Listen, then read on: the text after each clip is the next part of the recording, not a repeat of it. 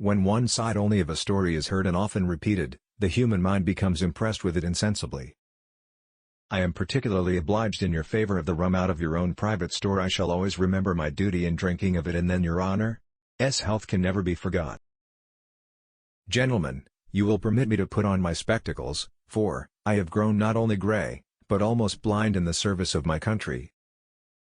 Still I hope I shall always possess firmness and virtue enough to maintain what I consider the most enviable of all titles, the character of an honest man. Every post is honorable in which a man can serve his country. Having now finished the work assigned me, I retire from the great theatre of action.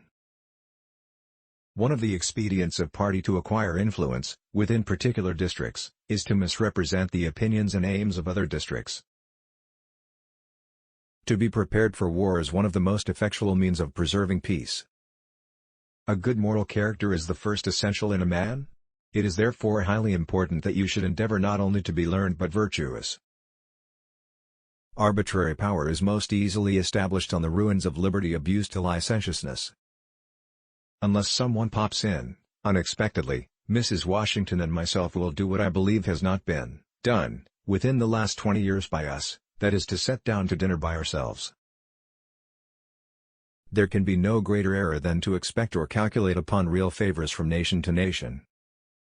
Happiness depends more upon the internal frame of a person's own mind than on the externals in the world. I retain an unalterable affection for you, which neither time or distance can change.